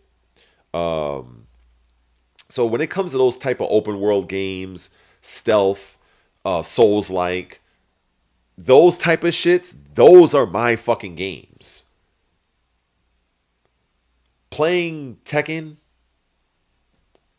it's for content at this point. Years ago, it was because I was Phantom Liberty. I never even played it. Never played it. I know of it, but there's so much to play. But I do know if I spend the majority of my time playing Tekken 8, my ass is gonna die before I. I'm gonna be. Yo, here's a dramatization. Fuck! That will literally be a dramatization. Real shit. I will literally die on stream for getting hit by a Hail Mary rage art.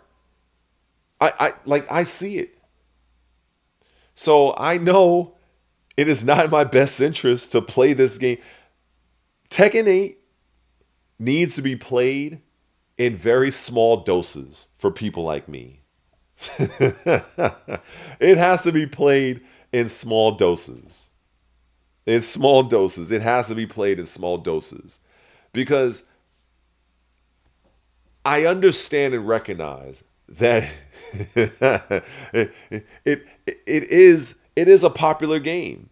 It is. I know, like, I can say all of the negative stuff I can about Tekken 8. Tekken 8 does have positives. And I have said it. I had said the positives. I literally say, before round 1 fight, Tekken 8 is great. It looks good. Tekken 8, as far as it is the best looking fighting game that I've seen so far. That's out currently. I will give it that. I will give it that. They do a lot of good things right, but they also do a lot of things wrong. And I can deal with busted characters. I can deal with you're watching a guy that has suffered, and I mean suffered. There's a guy, he used to call himself Jin Master. He was rather infamous in the Tekken community way back when. Shout outs to Jin Master. And his Nina was basically the blueprint of other American Nina players. Let that sit in. Now, I'm not talking about the Japanese or the Korean Nina players. I'm talking about here in America. Here in America, Jin Master was one of the guys to beat. He was one of the guys to beat. And in Tekken 4, Nina Williams was absolutely busted. In Tekken 5.0, Nina was absolutely busted. She was so broken as a character that they completely took away an entire move from her. That's how bad she was. The developers didn't know what to do. They literally took away now she still has the input. Her current up forward one or up forward left punch was not what it was as it is now. It was a very quick, low leaping chop that landed on the ground. So she would launch you in the air, pop, pop, pop, do her ender, do up forward one, smash you to the ground. If you try to roll away, down 4-1, relaunch you into combo number 2. If you remain on the ground, she does another up forward one. And then another up forward one. And if you get up the wrong way, you're getting recomboed. That shit was busted and broken so much that they completely axed the move. So I say all of this to say, if you think some of the characters in Tekken 8 are broken and busted, you guys have no fucking idea what it was like to fight Tekken 4 Nina, Tekken 4 Jin, Tekken 5.0 Marduk. You have no fucking idea. None. Tekken 5.0 Ganryu. You want to talk about suffering? There is a permanent dent in a steel door at Chinatown Fair in Manhattan, New York, that still has my fist imprint in the door from when I punched the living shit out of the door out of frustration. It's still there to this day. Until they replace the door, that is. Well, actually, no. Did they replace it? Actually, I haven't gone to Chinatown Fair in a long time, so they might have replaced that door. But I will never forget that day. I was playing this one annoying fucking Marduk player. And I remembered, you know when you're playing in the arcade and somebody calls next and they put the little coin. Well, maybe this might be too old for you guys, but you'll put your coin on and be like, yo, I got next. I was so salty that I'm like, fuck that. I need a salty run back. One salty run back turned into like 3 or 4. I became so enraged. I took my controller and I down-one'd and threw my controller to the ground with such velocity. My controller shattered into a million pieces. The entire arcade stopped everything. I will never forget this. Some people that were there would remember. Everybody in the arcade, we're talking about people who are playing Marvel vs. Capcom, Dance Dance Revolution. Everybody stopped what they were doing. And they looked at me. They looked at the shattered PlayStation 2 controller. And they slowly went back to what they were doing. I went back to the back of the arcade. And I drove my fist into that steel door and yelled out the most murderous, gut-churning fuck you have ever heard in your life. My fist felt like it was shattered into a million pieces and it blew up to an oven mitt, and I didn't give a flying fuck. That is true rage. That is true suffering. So this Tekken 8 shit, this shit ain't nothing from a character standpoint. However, this isn't the character. This is a game mechanic situation. This is where I say it's not that I have an issue with the character. Sure, I would love to see certain characters in Tekken 8 nerfed into the ground. Yeah. But I use Lei. I use Lei Wulong. And for those unaware, Lei has only been top tier in Tekken very few times. Lei has been top tier in a Tekken game very few times. And during my time of competition, he was not. Lei was top tier in Tekken Tag 1. I was not competing domestically in Tekken at that time. I was competing in locally at my neighborhood and the mall, and I don't really count that. I didn't start traveling the United States until Tekken 5.0. That's when I started to travel. And in Tekken 5.0, Lei was dog shit. But I played Lei because I loved how he was in Tekken Tag, because he was top tier in that game. And in Tekken 4, even though he wasn't good in Tekken 4, I kind of found ways, like for instance, I managed to find a way to beat Tekken 4 Nina in that matchup with Lei. I found a way to make Lei effective against Tekken 4 Jin. So I knew from that point that I was a special player. I knew that I was somebody that I could overcome certain things.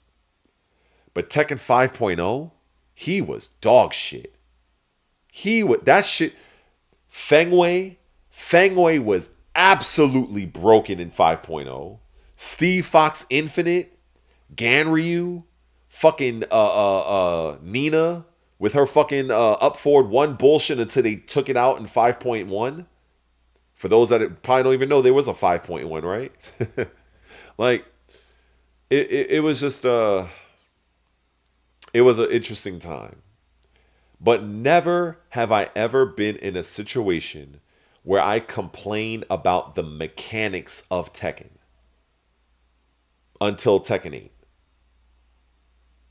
Even Tekken 5 had rage, but it was only to just give you a little bit of extra. It was a small damage buff. It wasn't anything crazy. But Tekken 8, that shit is bullshit.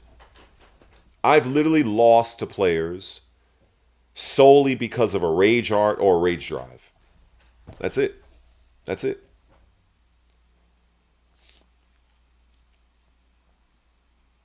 So it was like, when I look at Tekken 8 now, I don't see the problem being addressed for Tekken 8. I do see them making some balance changes.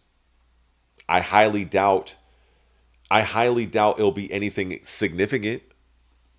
But at the end of the day, I do know that when those patch notes for Tekken 8 Season 3 come out, I'm going to make a video about it. Hell, I might even go live. But I definitely want to do more with my channel than just Tekken.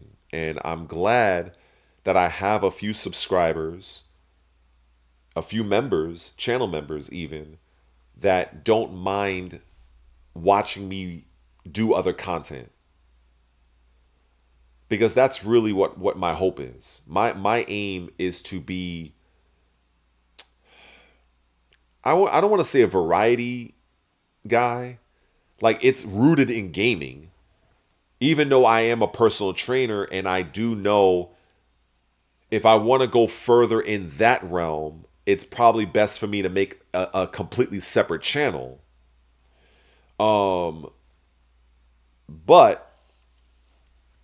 But you know, that'll take time. I'll make the decision on the fitness channel sometime in 2026. maker willing.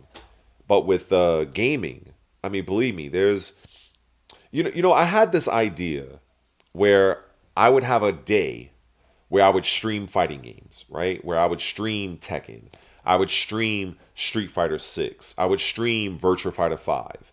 And then I would have another day where I would schedule my RPG days. Another day where I would stream maybe some open world games, like a Cyberpunk or what's the other one? Assassin's Creed Shadows or something like that. Like figuring it out as I go along, and do let's plays and try to see if I can get those, those channels where they say, oh, this code was sponsored by such and such, and I got the to play the game early or whatever. And that's the dream. That's the fucking dream, to get those sponsors, to have you guys get invested in some shit that you guys actually want to look into. I don't want to be that guy where I'm trying to push something that I really don't give a shit about, where it's not legit. If I'm not using it, or I don't know of it, you know what I'm saying? Like I don't want to sponsor in it. You know what I'm saying? So, like, for instance, I love drinking Celsius. In fact, I'll probably go to the store and get me one pretty soon.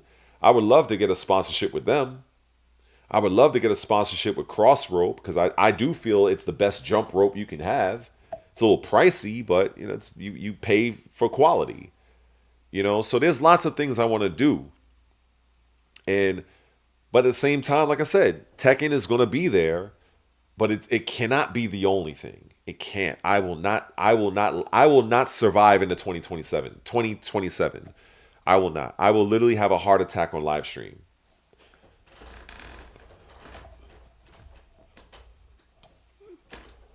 So that's it.